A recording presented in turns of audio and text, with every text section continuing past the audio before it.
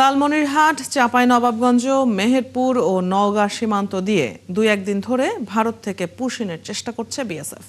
সবশেষ শনিবার সকালে মেহেরপুরের তেঁতুলবাড়িয়া সীমান্তে ৬ জনকে পুশিনের চেষ্টা প্রতিরোধ করেছে বিজিবি।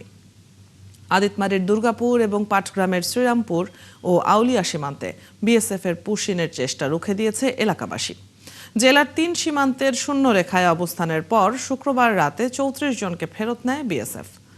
এদিকে চাঁপাইনবাবগঞ্জের বাঙ্গাবাড়ি সীমান্ত দিয়ে পুশিন চেষ্টার পর দুদিন ধরে ২৮ জন খোলা আকাশের নিচে অবস্থান নেয়, তবে শনিবার সকালে তাদের শূন্যরেখায় দেখা যায়নি। এছাড়া নওগাঁর সাপাহার সীমান্তের শূন্যরেখায় অপেক্ষারত ১৭ জনকে ফেরত নিয়ে গেছে বিএসএফ। নওগাঁর সাপাহার সীমান্তে বিজিবি ও বিএসএফ এর পতাকা বৈঠকেও সমাধান না হওয়ায় শূন্যরেখায় রয়েছে পুশিন করা শিশু, নারী, পুরুষ সহ ১৭ জন। সীমান্তের সর্বশেষ অবস্থা জানাতে নওগাঁ থেকে যুক্ত হচ্ছেন সহকর্মী তন্ময় ভৌমিক।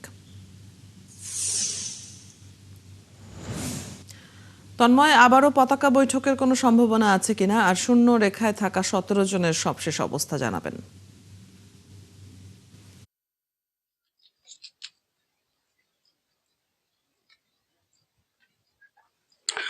ধন্যবাদ অদিতিকে। আপনাকে জানিয়ে রাখি যে গতকালকে যে পুশিনের ঘটনা ঘটে, অর্থাৎ ১৭ জন ভারত থেকে বিএসএফ পক্ষ থেকে যে বাংলাদেশে পুশিন করা হয়, সেই প্রশ্নের মধ্যে যে ১৭ জন ছিল, ১৭ জনের মধ্যে ৬ জন পুরুষ এবং ৬ জন নারী আর ৫ জন শিশু ছিল।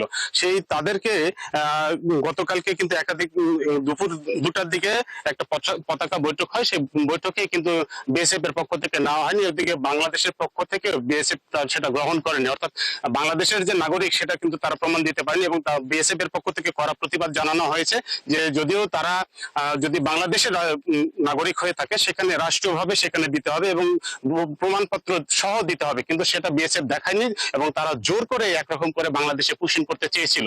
সেখানে সেখানে সহযোগিতা করেন এবং বাংলাদেশের যে বিজিবি সদস্যরা আছে তারা কিন্তু কড়া প্রতিবাদ করে। সেখানে কিন্তু এই চকচকি এলাকায় সীমান্ত এলাকায় কিন্তু তাই সেখানে কিন্তু সারাদিন রেখেছিল। অর্থাৎ এদিকে আমরা জানতে পেরেছি যে বিজিবির পক্ষ, এখানে আপনাকে জানিয়ে রাখি যে বিজিবি ১৬ ব্যাটালিয়নের অধিনায়ক লেফটেন্যান্ট মোহাম্মদ আরিফুল ইসলামের সঙ্গে আমরা কিন্তু একাধিকবার যোগাযোগ করার মোবাইল ফোনে কথা বলার চেষ্টা করেছি, তারা কোনো কথা বলেননি। ফলে এরকম কোনো বক্তব্য পাওয়া যায়নি যে তাদের সর্বশেষ অবস্থান কি। তবে এখানকার যে স্থানীয় কর্মডাঙ্গার নায়েবে সুবেদার মিজানুর রহমানের সাথে আমরা কথা হয়েছে, তিনি বলেছেন যে এখানে নওগাঁতে যে যারা এখানে ছিল অবস্থানে তারা ভারতে পুশ ব্যাক করেছে, অর্থাৎ তারা ২টা থেকে ২.৫টার দিকে যে পুশ ব্যাক করেছে ভারতের, ফলে করেছে বলে দাবি করা হয়েছে। কিন্তু আমাদের এখানে যারা এই চকচকি এলাকার যারা স্থানীয় গ্রামবাসী তারা বলছেন যে এখন পর্যন্ত তাদের অবস্থান সম্পর্কে আমরা কিছু জানি না, কারণ রাত ১০টার পরে কিন্তু এখানে কেউ আর থাকেনি, অর্থাৎ তাদের অবস্থান কি সেটা কিন্তু আমরা কেউ জানি না। তবে এখানকার যারা স্থানীয় আছেন, যারা আমরা এখানকার যারা ব্যক্তি আছে যারা গতকালকে এই যে পুশিনের যে ১৭ জন আছে তাদের মধ্যে কয়েকজনের সাথে কথা বলছেন, তারা এর মধ্যে কয়েকজনের খুলনা, সাতক্ষীরা এবং যে খুলনা, সাতক্ষীরা এবং যশোর এলাকার বলে জানিয়েছেন। এরই মধ্যে তাদের আত্মীয় স্বজনের সাথে কথা বলেছেন, আমরা এখানকার কথা বলেছি, এবং তারা নাকি বিকালে সন্ধ্যার পরে এসেছিলেন। কিন্তু তার পরবর্তীতে এই যে ১৭ জন তার আসলে কি কোথায় অবস্থান সেটা কিন্তু আসলে ধোঁয়াশা রয়েছে। বিজেপির পক্ষ থেকে যদিও বারবার বলা হচ্ছে যে ভারতে পুশব্যাক করা হয়েছে, কিন্তু আসলে স্থানীয় লোকেরা কিন্তু কেউ কিছুই জানতে পারছেন না। আসলে আমরাও একটা ধোঁয়াশার মধ্যে রয়েছি যে আসলে কি, যেহেতু বিজেপির পক্ষ থেকে নওগাঁর তাদের পক্ষ থেকে কোনো রকম এরকম কোনো বক্তব্যই দেওয়া হচ্ছে না, ফলে আমরাও এখনো পর্যন্ত সঠিক তাদের অবস্থান আমরা কিছুই জানি না। অদিতি, তন্ময় খোঁজ খবর রাখছেন, নিশ্চয়ই পরবর্তী সংবাদগুলোতে আমরা জানবো এবং কোনো নতুন তথ্য যুক্ত হলে আপনার মাধ্যমে দর্শকদেরকে জানাতে পারবো।